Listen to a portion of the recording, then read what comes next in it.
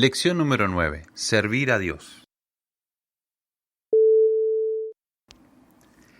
El apóstol Pablo nos aconseja diciendo: nosotros, como colaboradores de Dios, les rogamos a ustedes que no reciban su gracia en vano. 2 Corintios 6:1. ¿Por qué? Primero, algunos recibieron en vano la gracia de la sanidad divina cuando se oró por ellos, porque en lugar de mejorar su estilo de vida, no solo fueron desagradecidos, sino que volvieron a sus antiguos vicios. Segundo, otros recibieron en vano la gracia de la salvación, porque después de aceptar a Jesucristo como su Salvador, ante la primera dificultad abandonaron primeramente la iglesia y luego su fe. Tercero, y otros recibieron en vano la gracia de un llamamiento para servir a Dios, porque nunca hicieron algo para el Señor. Nunca deberíamos olvidar que Dios nos salvó y nos libertó del pecado para que seamos sus siervos. Romanos 6:22, como ya han sido liberados del pecado y hechos siervos de Dios, el provecho que obtienen es la santificación, cuya meta final es la vida eterna. Características del servicio a Dios. Suponemos que si aceptaste a Jesucristo como tu Salvador y Señor, también suponemos que comprendiste claramente que debes servir a Dios. Si es así, vale la pena que te preguntes: ¿cómo Dios merece que le sirva? ¿Cómo debo servirle? Primero, debes servir a Dios con toda humildad. Hechos 20, del 18 al 19, dice: cuando los ancianos llegaron les dijo: ustedes saben cómo me he comportado todo el tiempo, desde el primer día que entré en Asia. Saben que he servido al Señor con toda humildad y con muchas lágrimas, y que he sido puesto a prueba. Segundo, debes servir a Dios con fervor. Romanos 12:11, si algo demanda diligencia, no seamos perezosos, sirvamos al Señor con espíritu ferviente. Tercero, debes servir a Dios con limpia conciencia. 2 Timoteo 1:3, doy gracias a Dios, a quien, como mis antepasados, sirvo con limpia conciencia. El apóstol Pablo, antes de convertirse, fue un feroz perseguidor de la iglesia, y cualquiera podría pensar que su intenso servicio a Dios se debía a un sentimiento de culpa, y que quería compensar su conciencia torturada con una vida de sacrificio por la causa de Cristo. Pero él elimina esta posibilidad diciendo: a quien sirvo con limpia conciencia. Y cuarto, debes servir a Dios agradándole con temor y reverencia. Hebreos 12:28. Así que nosotros, que hemos recibido un reino inconmovible, debemos ser agradecidos, y con esa misma gratitud, servir a Dios y agradarle con temor y reverencia. Dones para el servicio a Dios. Dios nos ha dado dones para ayudarnos en su servicio. Algunos los tenemos desde que nacemos, o los hemos heredado de nuestros padres. Estos dones los identificamos como habilidades, porque los podemos desarrollar con facilidad. Por ejemplo, el oído y la capacidad de aprender a tocar instrumentos, u otras áreas relacionadas con el arte, la poesía y la literatura, la arquitectura, las matemáticas, la creatividad y la invención, etc. Pero además de estas habilidades, Dios ha concedido dones espirituales a la Iglesia, llamados también carismas, que no dependen de nuestra capacidad o formación, sino del poder de Dios. Contamos con 4 listas de dones del Espíritu Santo en el Nuevo Testamento, que se completan con otras referencias aisladas, como por ejemplo el don de continencia, que no figura en estas listas. Y sin embargo el apóstol Pablo lo menciona con relación a los problemas de la soltería o celibato. Pero si no pueden dominarse, que se casen, pues es mejor casarse que arder de pasión. 1 Corintios 7:9. Indicando de esta manera que la lista de dones no está cerrada y que el Espíritu Santo puede dar dones que no figuran en estas listas. Primera lista de dones, 1 Corintios 12, del 8 al 10.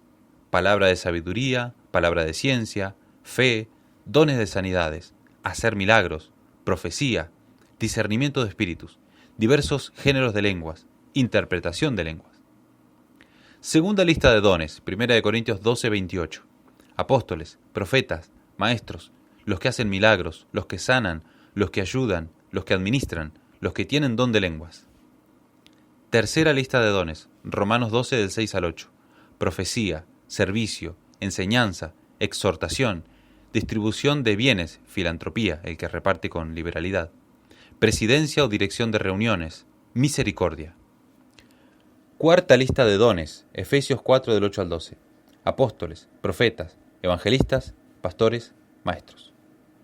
Tengamos presente 2 cosas. 1. Es nuestra responsabilidad desear y pedir dones mejores. 1 Corintios 12:31 dice: ustedes deben procurar los mejores dones.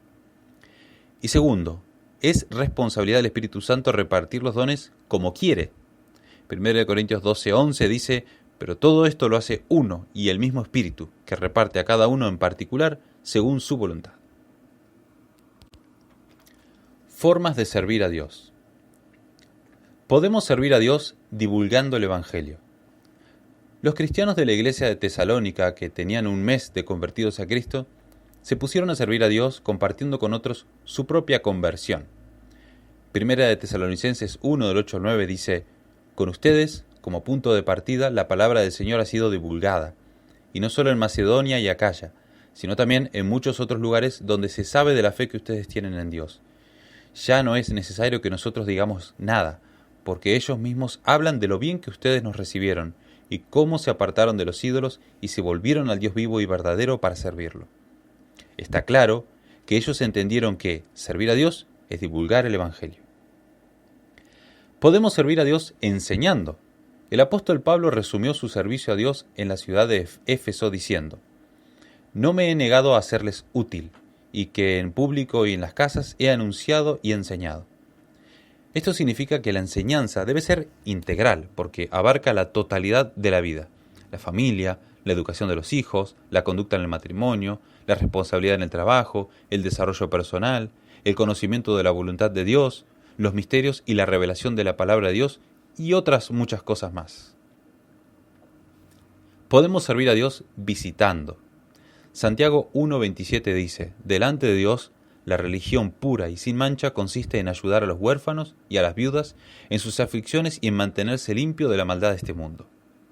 Puedes observar que la visita no es una visita de cortesía, sino en sus aflicciones. Es decir, que para servir a Dios con la visitación debemos tener de antemano el propósito de ayudar, socorrer y consolar al que está necesitado. Podemos servir a Dios con el canto y la música. Primera de Crónicas 6, del 31 al 32 dice: David nombró cantores para el templo del Señor. Estos son los cantores que nombró, los cuales cantaban ante la tienda del tabernáculo de reunión. Y Primera de Crónicas 9:33: había también cantores.